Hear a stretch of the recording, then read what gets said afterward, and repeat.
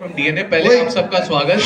Please कैसे आप? Please questions quite पूछो। प्लीज बैठ हाँ जी, नाना जी, जब आपसे लास्ट हमारी मुलाकात हुई थी आपकी पिछली फिल्म के तहत, तब आपने कहा था कि मैं वायलेंट जो फिल्में हैं वो भी मैं नहीं करता, वायलेंस से मैं दूर रहता हूँ। अनिल जी की जो फिल्में रहती है उसमें हार्ट रहता है लेकिन एक्शन भी रहता है। तो अगर जैसे आप और सनी जी साथ में आ गए तो are you ready to do that all the action? एक एक एक होता है हाउ यू डिफाइन वायलेंस। जी जो सही काम के लिए अगर कुछ होता है, जवान अगर किसी को मारता है बॉर्डर पे, तो वायलेंस नहीं है, वो हमारे देश के लिए करता है। तो वायलेंस डेफिनेशन उसकी जो है वो बदलती रहती है। खामखा मैं किसी की गर्दन काटते रहूंगा, महेंद्र वो छींटे उड़ रहे हैं दीवार पे, तो मैं उस तरह का वायलेंस मुझे नहीं अच्छा लगता। ये मेरी अपनी पर्सनल राय है। मेरी फिल्में इधर कोई भी लो, प्रहार से लेके, उसमें वायलेंस कम था, बहुत था, लेकिन वो बेवजह नहीं है। जो बेवजह लगता है तो वो, अब हालांकि इस फिल्म में वायलेंस उस तरह का तो है नहीं, तो लेकिन वो ना होते भी, वो उसके बावजूद अनिल ने जिस तरह से वो डायरेक्ट किए फिल्म, वो मिट्टी के जो होते हैं ना डायरेक्टर, ने तो यहाँ से उड़ा, यहाँ मारा, वहाँ ज़मीन टूटी, वहाँ बिल्डिंग गिर गई, वैसे तो होता नहीं है ना। तो हम उससे मेल खाते हैं हमारा दिमाग, तो उस तरह की ये फिल्म है नहीं, स्वाभाविक तरीके से की हुई है, और मुझे लगता है वो बहुत ही पसंद आएगी लोगों को। सिमरत एंड उत्कर्ष, आपसे सवाल बनता Hello. है, you know after doing this film, जैसे हम बोलते हैं ना कि कहीं डू यू रियलाइज कि हम कहीं ना कहीं अंडर एस्टिमेट कर जाते हैं हमारे पेरेंट्स की कंट्रीब्यूशन को, और कहीं आपको हुआ कि that you just hug your mother और योर फादर, ऐसा कुछ हुआ था कोई मोमेंट्स? दोनों से आपसे सवाल है।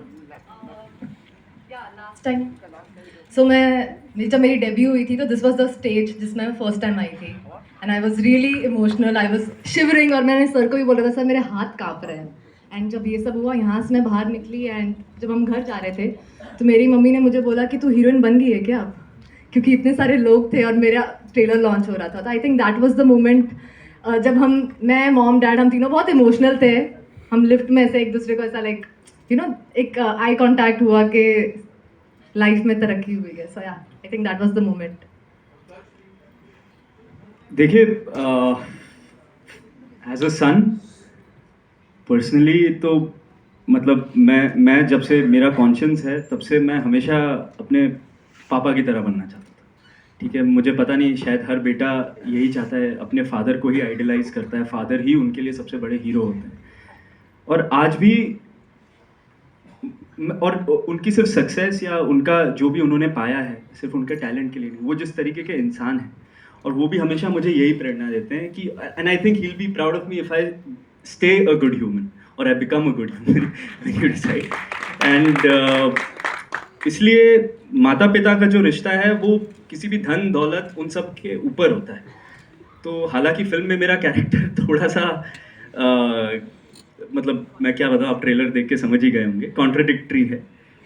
तो इसलिए वो चैलेंज था कहीं पे कि अपने अंदर से एक पेरेंट्स के साथ डिस्टेंस फाइंड करना, क्योंकि मैं बहुत क्लोज हूँ अपने पेरेंट्स के साथ। आज भी कुछ भी बात होती है तो मुझे मम्मी को बताना भी नहीं पड़ता, मम्मी ऐसे ही समझ जाती है। पता नहीं क्या शक्ति दी है भगवान ने माओ को, सब समझ जाती हैं। बहुत प्रॉब्लम होती है सर, कोई भी मतलब कोई लड़की को भी देख लो तो मम्मी समझ जाती है, बहुत प्रॉब्लम होती है। आपके साथ भी थी सर? यार आज के बच्चों को प्रॉब्लम कौन सी हो जाती है? देखो, बच्चों को देखता हो तो भी प्रॉब्लम हो जाती है, ये मतलब ये कौन सी प्रॉब्लम है? फिर माँ के अंदर का सैटेलाइट काम बहुत स्ट्रॉन्ग करता है। अरे मत मत मत, कुर्सियां मत रखो। हाँ। कोई बात नहीं नहीं नहीं नहीं नहीं, और नहीं, मम्मी यही बैठी है, ज्यादा नहीं।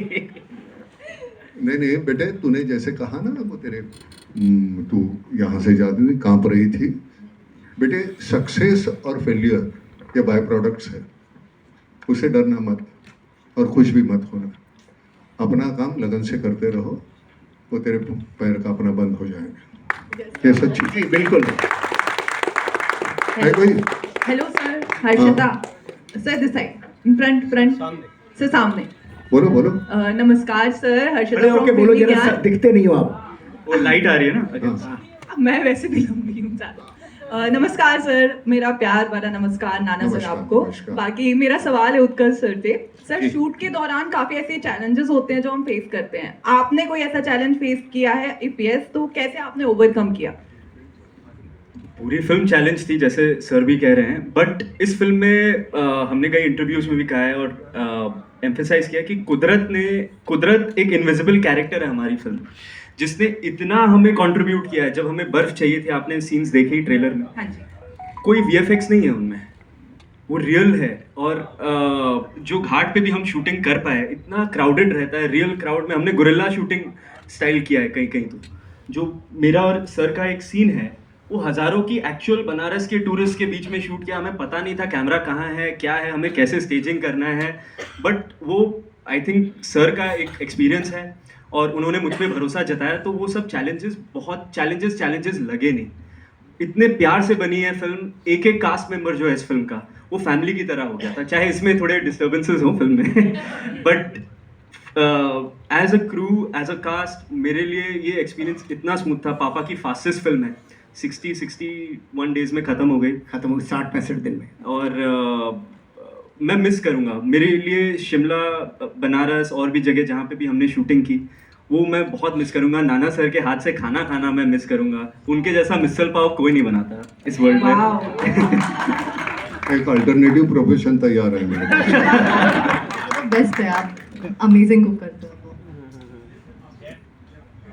हाँ जी सर बोलिए। आवाज नहीं आ रही, आप मैसेज कीजिए। हाँ अमित फ्रॉम दैनिक भास्कर।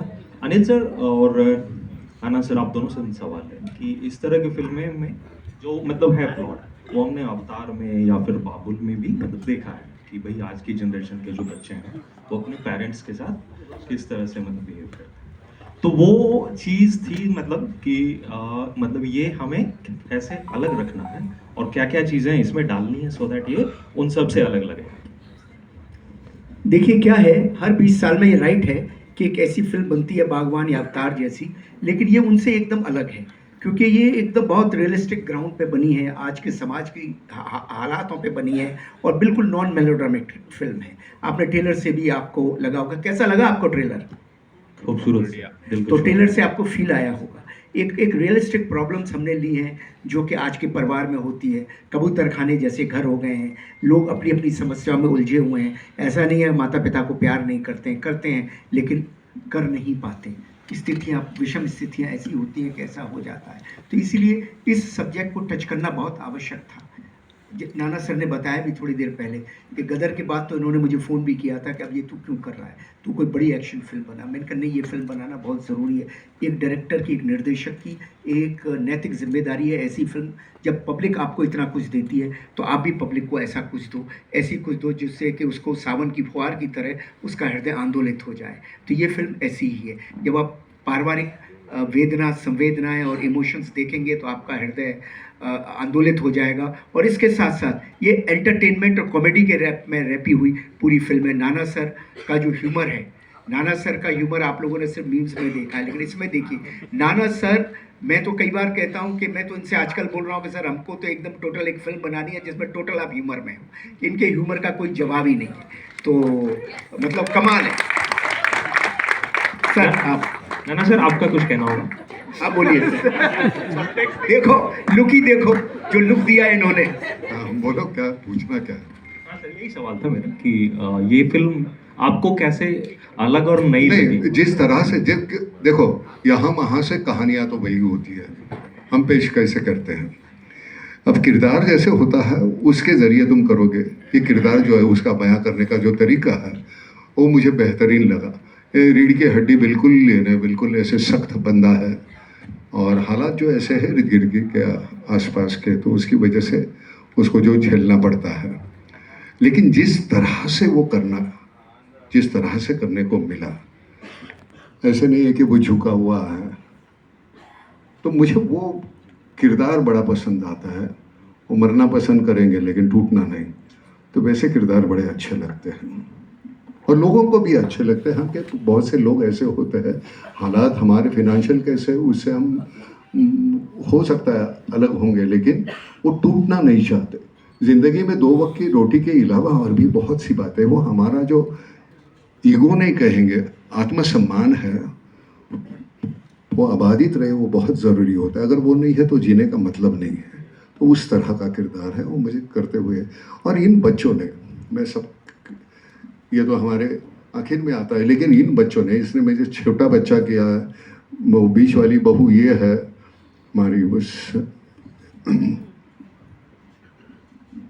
तुझा तुझा नवरा हा झालाय ना, हाँ, श्रुति है और हमारी एक दूसरी है बहू, वो तो सबने, ये हमारी इधर की पार्टी है, हम इधर की पार्टी है। इतना, हाँ, इतना बेहतरीन काम किया है इन्होंने। अगर ये इतने सशक्त नहीं होते तो हमारी फिल्म उतनी अच्छी नहीं बनती। बहुत बेहतरीन काम किया है इन्होंने, बहुत। और बकवास आदतें हैं बीच में, पछाड़ करते हैं। मैंने बहुत डांटा है उनको। मैंने कहा यार तुम्हारे डायलॉग ने, इसका मतलब ये नहीं है कि सीन में तुम्हारा कोई काम नहीं है, चुप रहो, हमको रटना पड़ता है, चुप रहो। बहुत डांटा है ना श्रुति?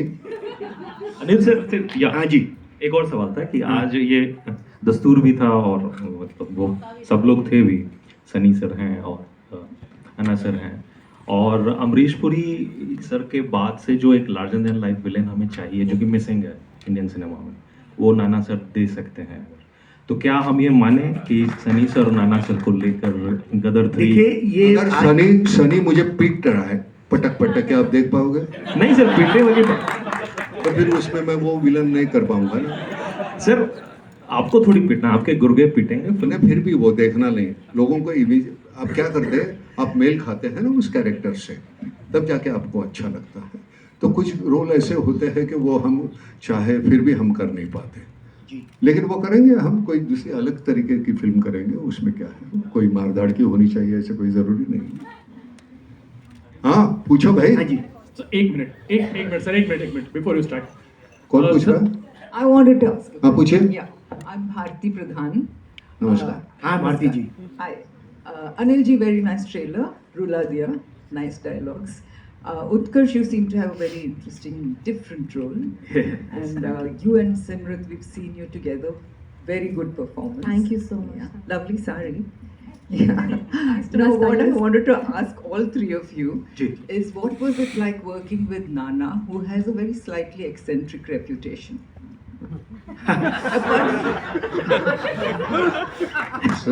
Slightly eccentric? I am not slightly eccentric, I am पूरी तरह एक्सेंट्रिक। करना है तो पूरा करो ना, एक्सेंट्रिक स्लाइटली कैसे होता? हमारे यहाँ स्लाइटली कुछ नहीं होता, होता है तो पूरा, नहीं तो कुछ नहीं होता। बताओ भाई। नाना सर जैसा बंदा, एक्टर, मतलब इम्पॉसिबल है। ये पूरी इंडस्ट्री में कहानियां चलती हैं, नाना ऐसे हैं, नाना ऐसे हैं, लोग नाना ही करते रहते हैं नाना के लिए। लेकिन मैंने जब नाना सर से मिला, पहली मुलाकात में ही नाना सर ने, जब ये यहाँ रहते थे वर्सोवा में, अपने हाथों से चाय पिलाई, अपने हाथों से खाना खिलाया। और जब नाना सर मुझे मिले और इतने प्रेम प्यार से रहे जिसका कोई हिसाब नहीं है। एक्टर पार एक्सलेंस है। आज की जेन जी ऑडियंस देखेगी कि यार ऐसा एक्टर हमारे इस देश में हुआ। रहा उनके व्यवहार की बात, तो नाना सर टाइम के बहुत पंक्चुअल है, नाना सर काम के बहुत पंक्चुअल है। उन्हें काम सही चाहिए, उनका ही नहीं दूसरों का भी काम सही चाहिए, टाइम पर भी चाहते हैं सब आए। तो इसमें क्या गलत है? आप टाइम पे नहीं आते तो गलती आपकी है, नाना सर की तो है नहीं। और फिर आप नाना सर को बोलते हैं जो भी आपने शब्द बोला मैडम, समझे? और मैं तो बोल भी नहीं सकता वो शब्द नाना सर के लिए। और नाना सर काम में टोटली इन्वॉल्व है। इनके साथ शाम को हम हर सीन पे रिहर्सल कर लेते थे, डिस्कशन कर लेते थे पूरे। और सुबह जो 3 घंटे का सीन में किसी के साथ करता था, इनके साथ 1 घंटे में ख़त्म होता था। मैंने फास्टेस्ट फिल्म बनाई है इनके साथ। नॉर्मल कंडीशन में 100 दिन लगते हैं मुझे, मैंने 60 दिन में फिल्म बना ली, just because of Nana Patekar. So you imagine how what kind of a person is. लेकिन यस, आप काम सही नहीं करोगे, वो सीनियर भी हैं, उनका अधिकार भी है, और उनके पास नॉलेज भी है, ज्ञान भी है, और सिनेमा भी हम सबसे ज़्यादा जानते हैं, पढ़े भी बहुत ज़्यादा हैं। इतना ज़्यादा वर्ल्ड सिनेमा पढ़े हुए हैं कि आप पूछिए मत। और तो डेफिनेटली इनको नॉलेज है, तो हमको बोलेंगे ज़रूर, हमको सुननी भी चाहिए उनकी बात। अगर हम कुछ गलत कर रहे हैं तो हम गलत नहीं कर रहे हैं। तो नाना सर इज अ डार्लिंग, मतलब पूछो मत। 200 आदमियों को रात को रोज खाना खिलाते थे, इतना प्यार। खाना बाद में खुद खाते हैं, पहले सबको अपने हाथों से परोसते हैं, और हर एक की थाली में से 1-1 गस्सा लेके अपना पेट भर लेते हैं। ऐसा तो बंदा है। माँ बनो ना तो बाप बनने का अधिकार मिल जाता है। जी बिल्कुल। पहले खिलाओ फिर बाद में रट्टा लगा। Hello, hi. Hi. Prachi Sharma here from मैं APM. एक मिनट रोकूंगा, एक मिनट। सर की फिल्म का म्यूजिक बहुत तगड़ा होता है और मिथुन साहब यहाँ बैठे हुए, प्लीज आप स्टेज पे आए। आइए। मोंटी सर प्लीज मंच पे आए। और एक बार कादरी साहब आइए प्लीज। जोरदार तालियां। कादरी साहब, ए, आजा, कादरी आजा। साहब। यार ये जिस तरह के कपड़े आप पहन